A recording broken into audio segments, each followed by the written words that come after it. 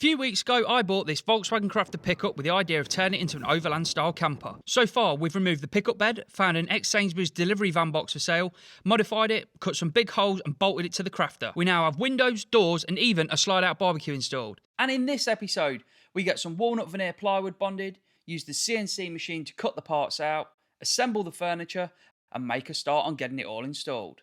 What is happening, guys? Welcome back, and you join me in a very exciting episode where we are going to start the fit out of the inside of the van. As you can see, we're not at home. We're now down at my brother's workshop. So let's not beat around the bush. Let's go in, make a start on getting things sorted. We've got to bond boards, get boards ran, and then we can start assembling them. First thing to do is to bond the paperback walnut veneer with contact adhesive to the plywood core. Once they are bonded, I stick the drawing of that sheet to the front of it so the CNC operator knows which sheet goes with which program, stating which faces should be facing up or down on the bed depending on the finish. This is then loaded onto the machine and the cutting begins. This is basically a computer-controlled router that can drill all fixing holes, cut grooves, rebates and the part out. The accuracy we worked on this machine is 0.1 of a millimetre. Once these parts are cut out, I sort through them and use the edge bander to apply a 2mm walnut edging to finish the edge of it. All the edges are then sanded flush with the face of the panel ready for the next stage, which is mitering. This is a 45-degree angle on two pieces that is then glued and forms a finished corner. And before anyone kicks off about fingers being too close to the blade, I've been doing this for 20 years now.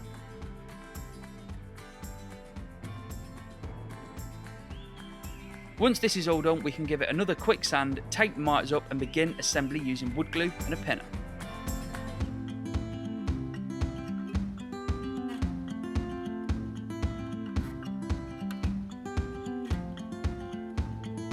Right, we're back home down in Devon. We got everything up there done pretty much that we wanted to. I was hoping to have built a bit more and got a bit fitted to the van, but they're that busy, there was that much going on. I couldn't really film in the workshop because of the noise and everything. So we've just decided to bring it all home. In there somewhere is the complete interior for this van. So first thing we need to do is get it all unloaded to create a bit of space to then be able to start from the very back and work our way forward. So I'm gonna fill my house with more stuff and then we'll make a start on fitting it.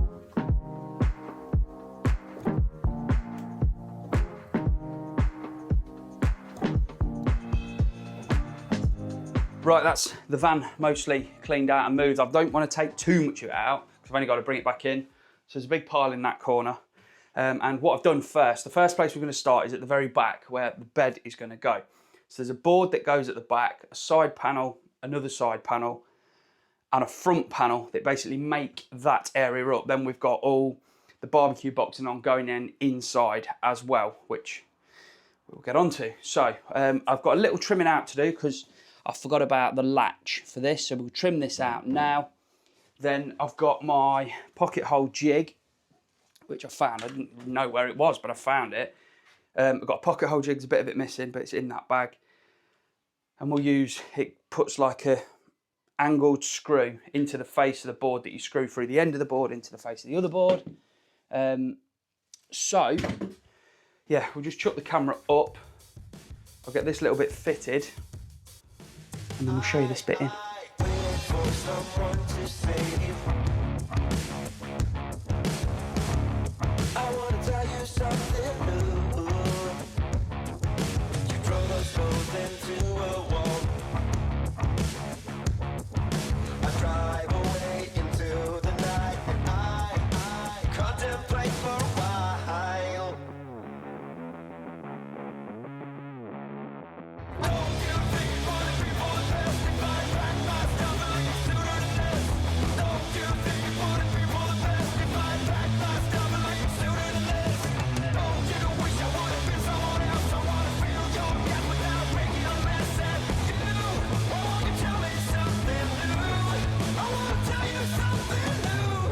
So the bed area is now in. This is all going to be basically dry fixed. So I'm not gluing anything, I'm not riveting anything. It's all just temporarily screwed into place. But we've got The back wall again, that's going to be riveted and bonded to the back wall. Side wall, which has got these holes in here, which have got T-nuts in, which are the same that we used to fit the Dakin boxes underneath. You knock them in from the back, and they basically have teeth on the back and they have a thread in there.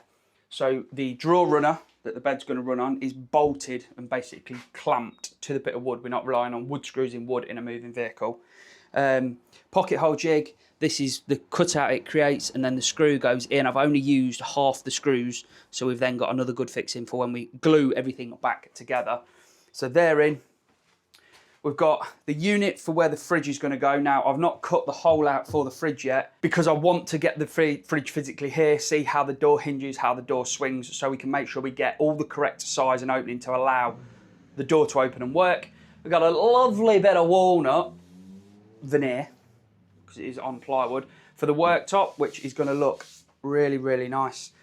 And then in this side, obviously the kitchen runs down this end, we've got all of the holes for mounting the worktop, for mounting a basic shelf, the pits that come across that pick up the lock keeper for the locks that are going to go on them, and we've even got all the holes in them there for the drawer runners, so everything should fit together. I'm going to go now and get the bathroom wall, which is going to go just there. I didn't remember to cut around the wheel arch for some strange reason, so we'll get it in here, mark that out, cut that out, offer it in, and then I've got a bit of a trick-ish way of fitting the panel to the wall, kind of what John did on True Blue Travellers, but I've done a little bit of a twist on it.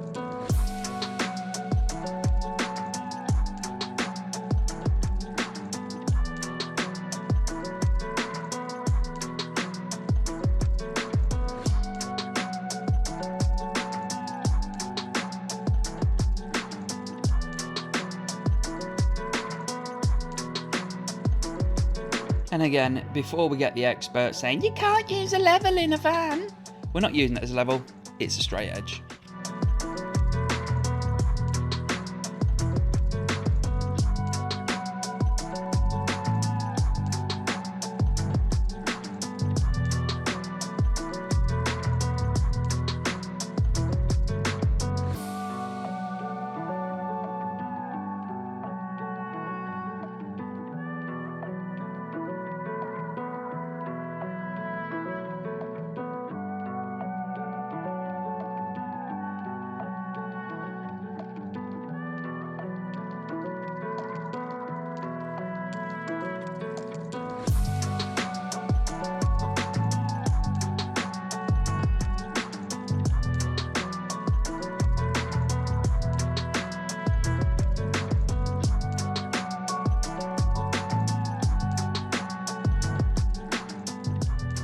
So bathroom walls are going in. This wall is now fitted. Front panel's just offered in place. And the way that I'm fitting these is pretty much the way that John and Jess did it, with an aluminium L section that is bonded and riveted to the wall. I've just gone on and drilled this one, got this one parallel to the other wall. But what I've done, I don't think they did this, I can't remember, is I've double rebaited this panel. So there's a tiny little lip just there, and then there's a lip there, so the L section comes around it like that, rivets into the wall, and we screw it through this back face into that face, meaning that when we want to put wall coverings on, this is completely flush and you'll never see the aluminium angle when it is all fitted.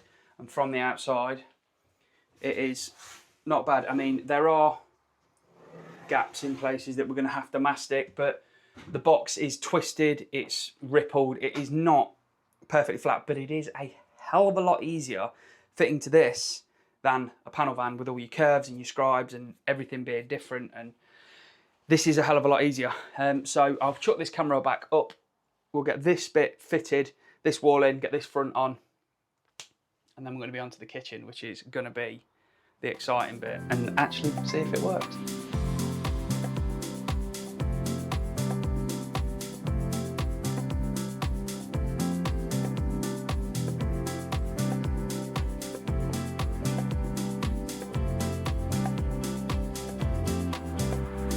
Bathroom is in and fitted. Yes, we are using way too long screws because I've not got any short ones and we want to get it in. I've ordered some, they'll be here, but we just wanted to get it in. We'll just fill them holes at the end. We've got to fill and tidy and paint it all anyway, so it's not a problem. But 700 by 700 internal bathroom is in. Obviously, we've got the wheel arch in there, so we're going to have to make a bespoke shower tray, which I've designed and we're on with sorting out. Going to be a nice little Trillino composting toilet in there as well. The door for it is sat in the house. We're going to put it on what I call a piano hinge, so a continuous long length of hinge from one side. I've ordered a handle that locks from like Caravan Motorhome from Amazon. That hopefully should be here next week as well. So that is that area just up in place. It fits, kind of. The next bit we're going to look at is the kitchen area. So this kitchen is the truest form of flat pack that I could have made. We're using a Camandale fixing method, which is all of these holes here. So here are the dowels, the twisted dowels that you screw in.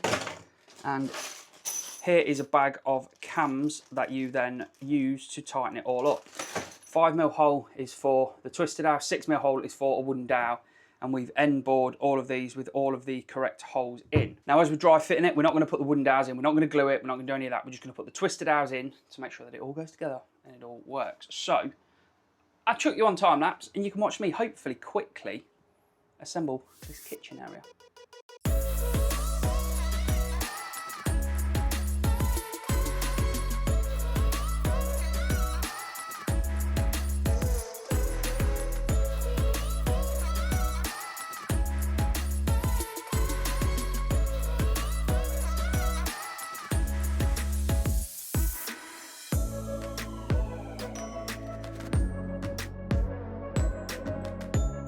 Other than there being a few slight little issues which I have now resolved, the kitchen area is in and looking mega.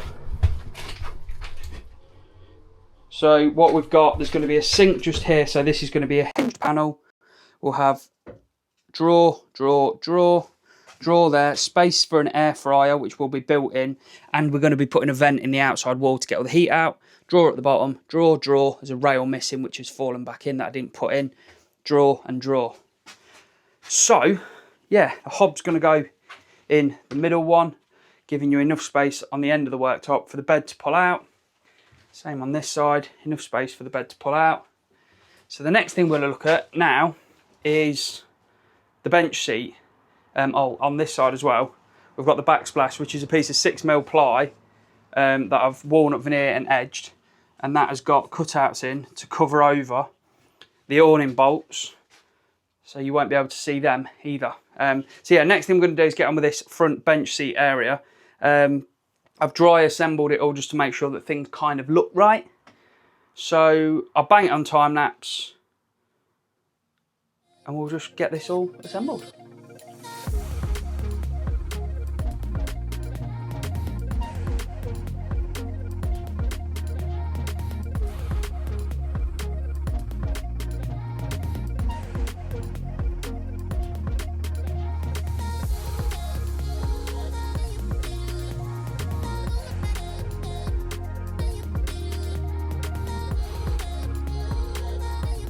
And there we go. Most of the furniture is in place. It's not fitted. It's in place just to check and make sure that things go okay. We've got a big pile there, which are the drawers, and the drawer bases are in there. So we've got to make all these drawers up now to make sure that all the spacing, everything's correct with the drawer runners, and that's all going to work. But the kitchen area is in. So that's done. Splashback's in. Bed area is all in and sorted. Fridge area down here with the nice worktop. The overhead lockers you've already seen in this episode with me making them. They're currently sat in the house out of the way. Bathroom area is there and all sorted and ready to go. And the bench seat is now in and pushed into place temporarily. There's a little bit of jigging about I've got to do with this. I've clearly not put any tolerance into these because they are really tight. But the idea being, that one will hinge up to allow access into there, which is where I'm planning on putting the combi boiler, if we end up going that route. And then this side, you can see there's 3 layers of ply there. And we've got these little details here, which are for hinges, which are in those as well. So basically the idea being, this one's split just here, and the 3 pieces of that fold out and then the other way to create another bed just there. These holes in are for basically, like, I think they're 60mm round, like kitchen, like table legs, or like breakfast bar leg things that I've bought that I'll cut down to the correct length. So there'll be a thread in there, they will store somewhere. You wind them in, fold the bed out, it's supported everywhere it needs to be. The cushions from the back and this side will then go on and turn that into a single bed, just because you never know when you might need it. And if somebody was camping in it with kids or something, you have a single bed there. You could put a bunk bed across the front. I don't know. You'd obviously have to take another vehicle there because you can't seat 4 people in it. But anyway, we've built a lot of space into it for people to be able to camp and use it. So we've got a lot left to do still, but I've machined this out as well, which is basically going to be a trim that is going to fix just there, something along those lines, and is going to have a return that goes sort of underneath. So once that piece is mounted on there, there's going to be a return that will go in to the inside or to near the cab, and I'm going to try and bring that into the back of where the B pillar covers are, so it will hide all of the seal. It's fully removable because I've put it on clips that will fix to the wall of the van, so that should be fully removable. That'll all be clad in walnut, which is what this roll of walnut veneer is for, to finish that area off. I'm still undecided as to whether I want to put some sort of a storage thing here. I'm not sure yet. I might build something that you can put shoes in, or a couple of coats or something, just because it's a bit of dead space. But huge progress in this episode. It has been a very frustrating week and few days or whatever, but it's in for now. I'm going to continue on getting the drawers and things made. You don't need to watch making drawers, it's going to be repetitive. So we'll get all of those made, make sure that all of that fits, and then hopefully we can get it all taken back out. We can get everything fixed permanently in place in the back area, and then start the prep for painting everything. But yeah, huge progress. I am super happy with how it's looking. It looks absolutely mega. I think it's the best use of the space. There's a reason that panel vans do this configuration, and it works. So that is why I've gone down this route as well. So yeah, hopefully you have enjoyed this one then, guys, and until next time, enjoy.